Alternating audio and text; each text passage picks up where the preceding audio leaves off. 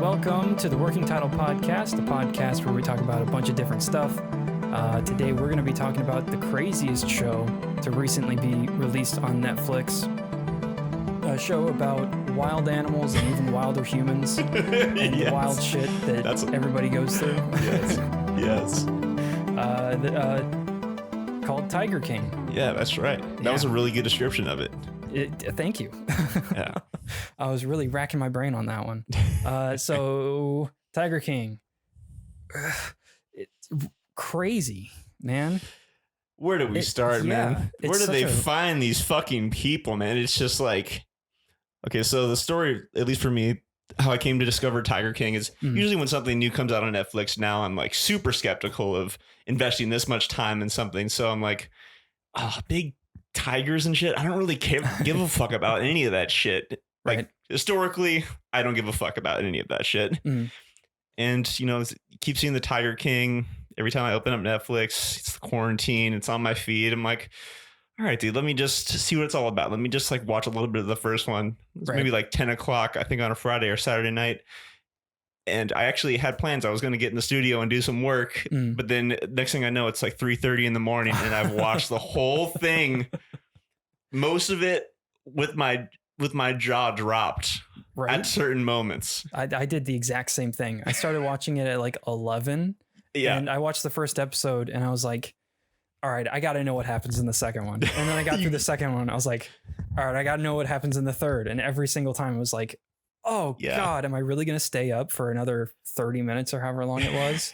Like, yep. Man. And I finished the entire show in one sitting. Yeah. And you finished it in one sitting? Yeah. I feel like its popularity is because it's definitely so masterfully crafted, like from a documentary standpoint, just from like its ability to keep your interest for the entire time. That whole, I gotta fucking have more. I gotta know more. Yeah. It is really the filmmakers, whoever they are. This is like definitely their opus. Yes, definitely. And it's ridiculous. Yeah. I think the popularity reflects that. It's one of those times where the most popular thing actually lives up to its hype. Yeah. It is 100%. Crazy. That was the first thing I did after I finished is I like thought about who else do I know that I could tell to watch this because people need to see this. It's just such an insane story. These people in the story are just so fucked up and so interesting. And there's so many great mysteries and just things to unfurl within this story. Because it's a story about the big cat trade in the U.S. That starts by accident. Because the filmmakers went to film exotic animal trading in Florida. Yeah. Right. And then they like, while they were filming, some dude here in like Tampa, I think that some other guy, unbeknownst to them, was there buying snakes from him, from this dude. And then was like, oh yeah, I got this leopard in my car. And they so filmed wild. it and they were like, where the hell did you get that? And they're like, oh, I got it from this guy, Joe Exotic. It's like, all right, we got to find that dude. Joe Exotic. What a name, dude. You're going to be a gay porno actor, like superstar, transcendent gay porno actor, superstar actor.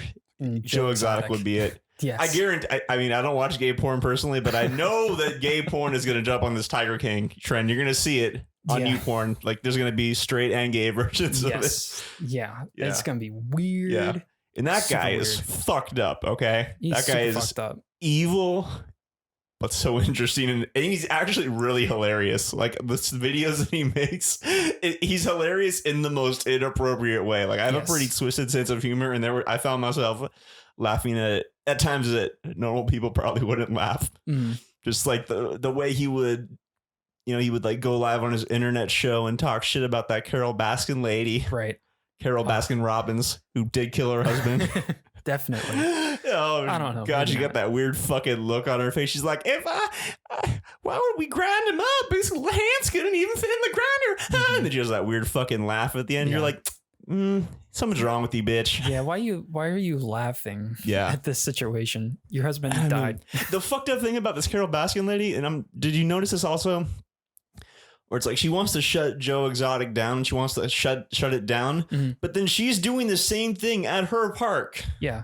Well, that's like she's probably treating the animals better. But it's like, she still is charging people to come in and interact with the animals. Yeah. And she's trying to shut them yeah, it makes no sense because she doesn't even pay the people that work there. They're all volunteers. Oh, I know. That's the thing, dude. None of these people are probably getting paid bullshit. Like, they're getting paid nothing because they're volunteers. They're so fucking insane. From people that are giving tickets out or taking tickets at the gate to the people that are taking care of everybody. The craziest thing is that dude up in North Carolina, who in my mind is definitely the smartest dude of this motley bunch. This guy in North Carolina who has his big game. I forgot what his name was. The guy with the monkey? Yeah, the guy with the monkey, the kind of the big fat dude who has like 9 chicks. Documental. 9 chicks that when they were teenagers, sometimes as young as I think 15 or 17, come and they do like an in air quotes internship or apprenticeship, and they're working. I think he said like 100 hours a week or so, some obscene slave labor, like third world slave labor type number. Yeah, for a slave labor wage. Under the guise of volunteering. And then as they grow up, I think he has, like 9, I don't know if they're wives or girlfriends, but they live in houses side by side. Yeah. Each other. Down the street from where he lives. And he gets them plastic surgery so they look hot so that he can, go in there and have his communal meetings about, praying to the tiger god. Yep. Oh, it's so fucking weird. The puss. It's such a crazy world that these people live in. God damn it. Could you imagine as a hot looking woman letting that guy lay on top of you? No. It's like Harvey Weinstein with lines. Just kidding. I don't know if I would say it's that bad. But that's the whole thing, right? Is lions are quote unquote sexy, I guess. I don't. Apparently there's fucking people out here that think that because these people seem to be like. It's so weird. I know. Like, but I mean, you got to be a little fucked in the head to go and like fall for that whole. Come intern here. Yeah. And come take care of the lions. Yeah, come be near him. You get to be near him. It's like, dude, any normal person would say, I just don't want to be, even if they are trained, even if they are calm, I don't want to fucking be near him on a daily basis. That's psycho shit. Yeah. Something bad is bound to happen. Look at Siegfried and Roy. They raise those tigers and then they fuck one of them up. Right. Look at that one chick that was working for Joe Exotic who got her arm. Exactly. These are fucking killers, man. Yeah. They're on this earth for one thing, to kill shit. Yeah. They love it. I mean, anybody that's listening, you ever seen a cat stalk a mouse? Yeah. And the big cats are just that. They're big cats. Whatever your cat does right now, if it can kill something, just make that cat even bigger, and it's like that can then kill you. It's in their DNA, not just to kill things, but like to love killing things. Yes. Like that's their passion. Yeah. The same way you're passionate about whatever craft or pursuit that you're pursuing, they're passionate about like murdering things. Yeah. And if you don't have them constantly dosed with some form of sedative or tranquilizer, I just don't even see how that's a safe bet to be around big cats like that. What happens when they get out? Wasn't there some, I think like a year and a half ago, there was some farm here in Florida where some game got out. Oh yeah, I think so. Yeah, I remember this. Not too vividly because again, like I said at the beginning of the broadcast, don't give a fuck about this shit. Right. At all. Right. I just totally don't understand. I just don't understand this world. Yeah, it's weird. I would never even go, like if I was driving and on a road trip, somebody I really would enjoy being with and we're open to the experience. That's why we're going there. We really want to have fun on this road trip, squeeze every last drop out of it. Mm-hmm. Even if that was the whole goal and my whole prerogative, if I saw a fucking roadside tiger exhibit, I'd be like, nope, not going. Don't want to see that. No. I don't know.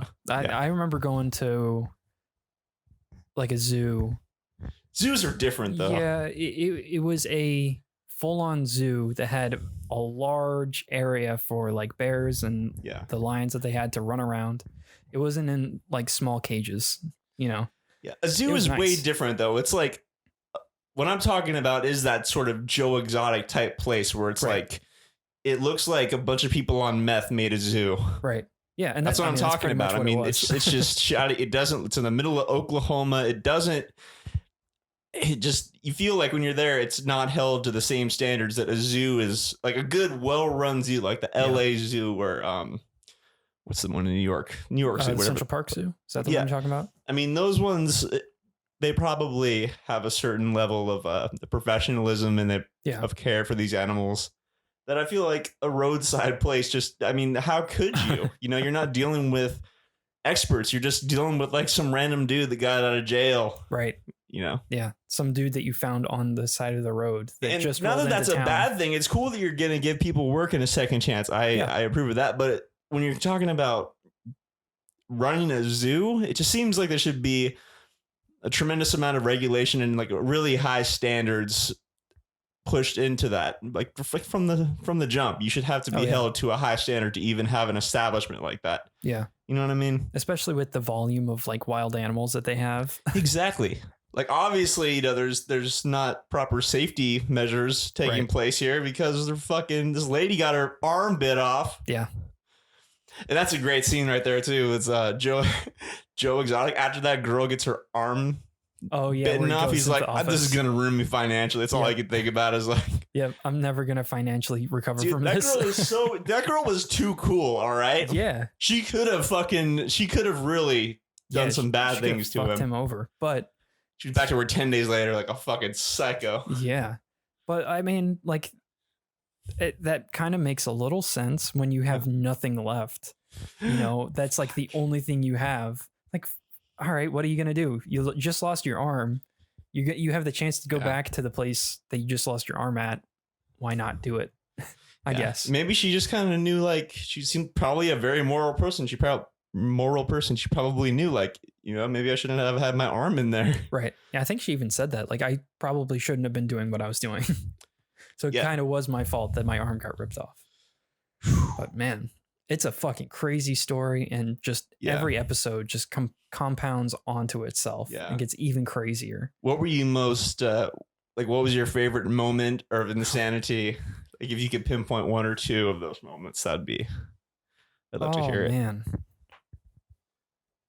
There's just so much. I think right in the middle, right, or like episode 4 or something like that, when they start going over when he was running for president, and then was it governor and then president? So hilarious. The whole story with Joe Exotic running for any kind of god, dude, official office. Yeah, that's it. Yeah, official office is just insane. And the dude that was his campaign manager just being like, yeah, I knew him from Walmart, and he was like, "You seem smart." Dude was absolutely this manager. That guy is the only person on the show who was actually intelligent. Yeah, he was the only sane person.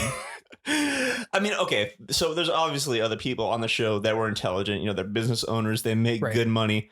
That doesn't necessarily equate to being able to express yourself in a clear, concise, and legible way. Right. But with this guy, he really he understood Joe Exotic, and he really helped him put together a campaign message that was like totally legit. Like it shows his campaign platform, all the things that he was for. And it was like, Joe Exotic didn't think of that himself. No, he did not. This guy who was a political science major in college, or that's what his degree is in. Mm-hmm.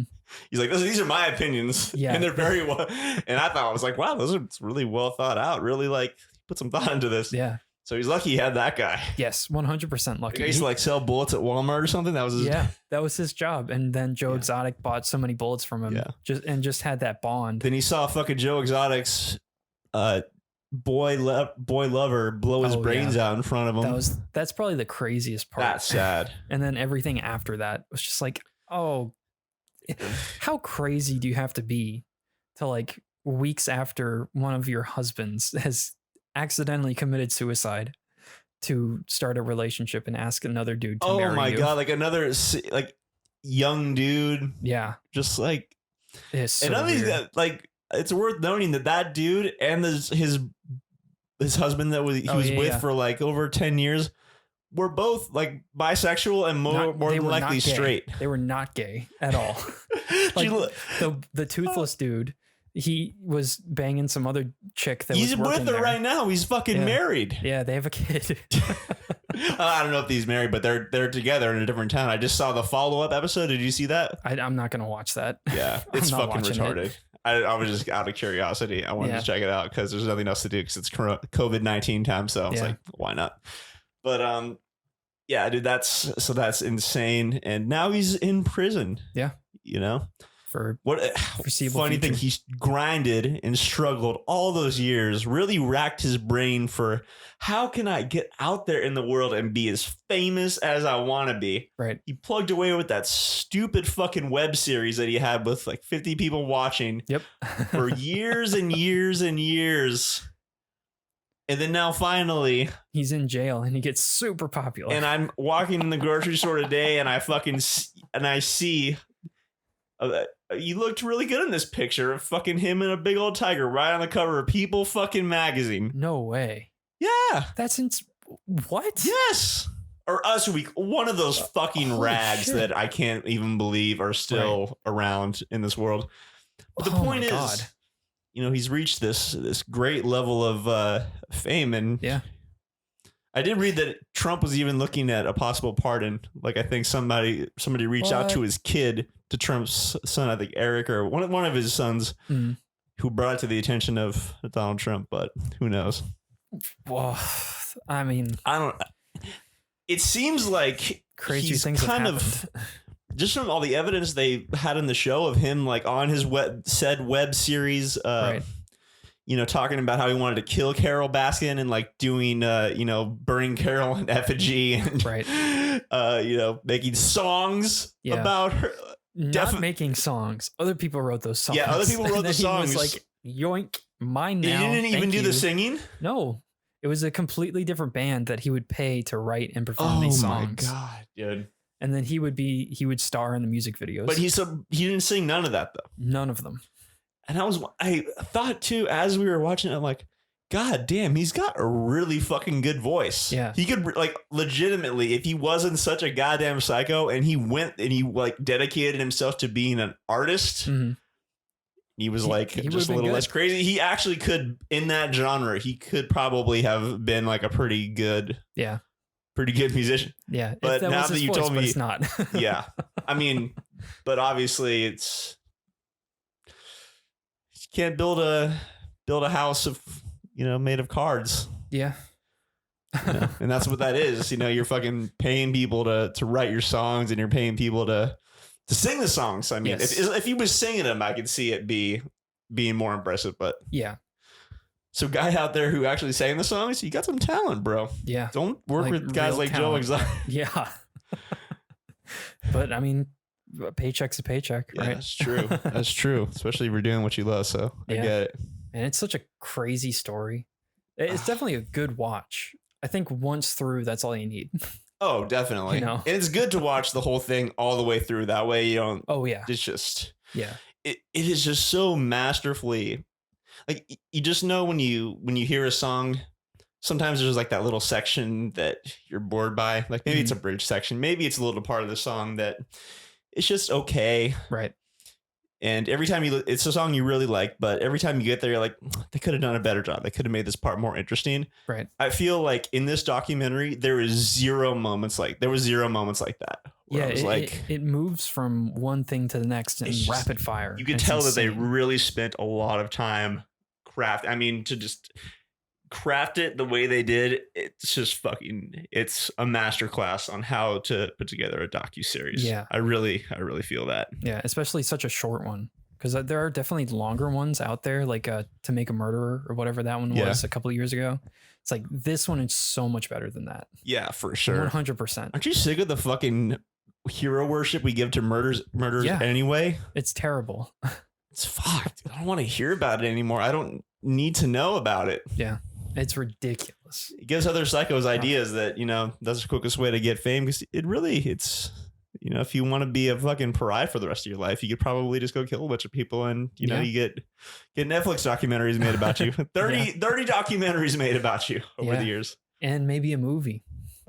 Maybe multiple movies. Look at Ted Bundy. Look at how much. I wonder how many, if you counted all the documentaries that have been done on Ted Bundy, what that number would be. There's so many. The number of fucking TV specials, TV magazine articles, made for TV movies. I think I've probably watched 6 different It's docu-series. Dude, it's more than 10. Yeah, there's a lot. There's definitely a lot. Yeah, and then you got Zac Efron in it. I haven't seen that one. Yeah, I heard it was good. I just don't want to see any more of it, dude. Yeah, I can't do it anymore. Yeah, it's. Plus there haven't been any really good serial killers out in a while. Well, yeah. Just kidding. I just said that to be dumb and shocking. That shit died down in like the 80s. Serial killers, that's old hat. Can't be a serial killer. Well, the real anymore. Serial killers are like governments. Yeah. Yeah, pretty much. Yeah. Yeah. So, yeah.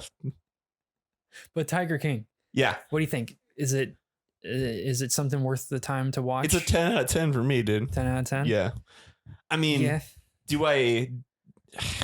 You don't promote what the show... There's a lot of really dumb things in it, and it's really insane and shocking, but like from just strictly like how much I enjoyed it, right? And how it was crafted, 10 for sure. How about you? I'm gonna give it a 9 out of 10. 9 out of 10? Because I hate the memes that are coming out of it. Oh, okay. Like 100%, I hate it. I haven't seen any of the memes, thankfully. I stay away. I stay away from memes. It's terrible. All the TikTok ones. Oh, dude, what are you on? You got to get off of that shit, bro. Reddit. That's it. They just pop up on there. I'm like, get rid of that. Great. Don't go on there. All right. But yeah, I would have to give it a 9 out of 10. It's definitely worth a watch. Yeah.